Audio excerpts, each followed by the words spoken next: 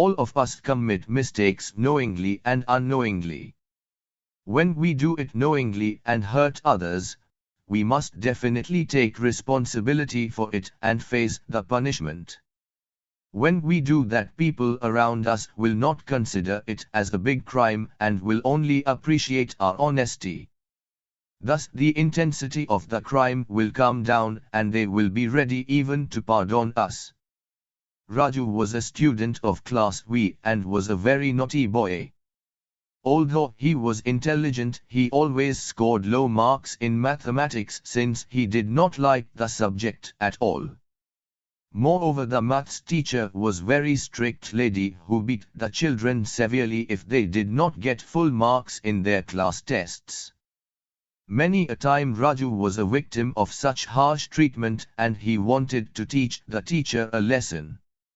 So one day he decided to play a trick on the lady teacher. He took a rubber scorpion that looked like as good as a live one and placed it in the table, knowing fully well that the teacher would open it to take a piece of chalk. As he had anticipated, the teacher opened the drawer and saw the scorpion and screamed in fright and then fainted. All the students rushed forward to lift the teacher. Hearing the commotion, the headmaster came along and arranged for first aid to be given to the teacher. The headmaster was very angry when he realized that the students had played a prank on the teacher. He demanded to know who had done it.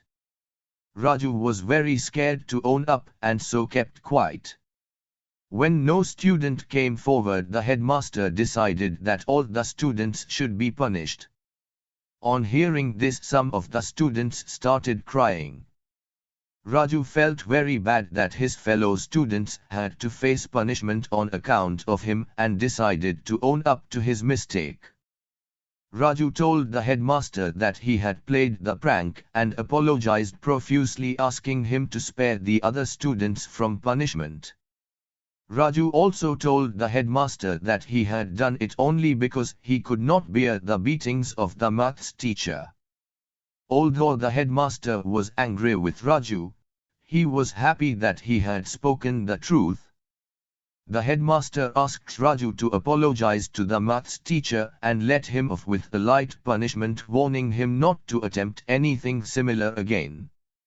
The maths teacher was also called aside by the headmaster and advised not to punish the children so severely in future.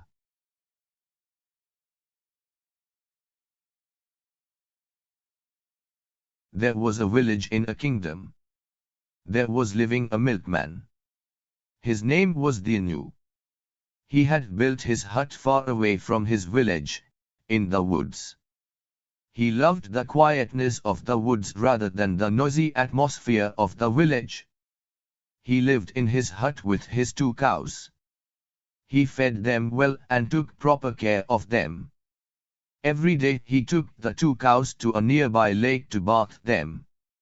The 2 cows gave more milk. With the milk that the 2 cows gave, he earned enough money to live happily. Raju was an honest man. Though he was content, at times he would be restless. There is so much wrong and evil in this world. Is there nobody to guide the people? This thought made him sad every now and then. One evening, the ignorant man, Raju, was returning home after selling milk in the village. He saw a saint sitting under a tree and meditating. He slowly walked up to him and waited for the saint to open his eyes. He was happy to be with the saint for some time. He decided to wait there itself till the saint opened his eyes. After a while, the saint slowly opened his eyes. He was surprised to see a man patiently sitting beside him. "What do you want?" asked the saint humbly. "I want to know what the path to truth and piety is." "Where shall I find honesty?" asked Raju. The saint smiled and said, "Go to the pond nearby and ask the fish the same question. She will give you the answer." Then, as asked to do, the ignorant man, the gnu went to the nearby pond and asked the same question to the fish. The fish said, "O kind man, first, bring me some water to drink." Deni was surprised. He said, "You live in water, but you still want water to drink. How strange." At this moment, the fish replied, "You are right. And that gives you the answer to your question as well. Truth, piety and honesty are inside the heart of a man. But being ignorant, he searches for them in the outer world. Instead of wandering here and there, look within yourself and you will find them." This gave an immense satisfaction to the gnu. He thanked the fish and walked home a wiser man. He changed the way in which he saw this world as well as himself. From that day, the gnu never felt restless. He took his best to carry this message to the rest of his fellow human beings. All his friends accepted him as their master and consulted him to overcome their mental problems. He led them properly.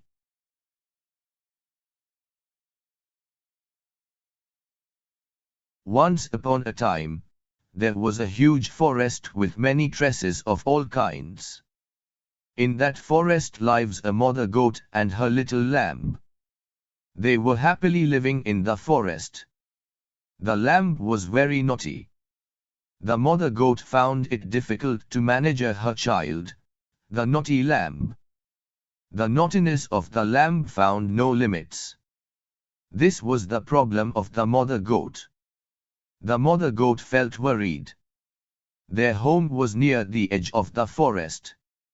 In that location, there were many wolves in that forest. One day, the naughty lamb wandered into the forest. He enjoyed looking at the tall trees and lovely flowers. He suddenly realized that he lost his way. "Oh, my God! I have come far away from home. Mother will be angry with me," he thought. Out of little lamb's sight, there was a wolf who was watching from behind a tree. "Yummy! That lamb is exactly what I want for my lunch today," he thought, licking his lips in anticipation. The wolf jumped in front of the lamb and, baring his sharp teeth, said, "A little fellow like you should not be getting into this dangerous forest. I am here going to eat you for my lunch today." The little tender lamb was terrified. He stood still for a moment, without knowing what to do. Then, he gained her courage, returned and ran as fast as he could. The wolf followed closely. The little lamb ran at her maximum speed, for a long time. The wolf followed. Meanwhile, the mother goat, not finding her child the little lamb at home, was worried. "I hope he has not gone into the forest. I must go and look for him," she thought. Just as she was about to get into the dense forest, she saw the little lamb coming out of the dangerous forest. He was panting and there was a wolf chasing behind the little lamb. The mother goat, using her long horns, chased the cunning wolf away into the forest. The mother goat ran behind the wolf for some distance into the forest and became assured that the wolf would not come again into the nearby areas of their home. After the mother goat came back to their home, it saw that the little lamb was shivering in fear. Mother goat took him inside their home and when he calmed the little one, said, "Now, I hope you have learned a lesson that the forest is not the place for goats like us." The little lamb just nodded. The little goat never went to the forest. After this incident, both the mother and her child goat lived happily for a long time.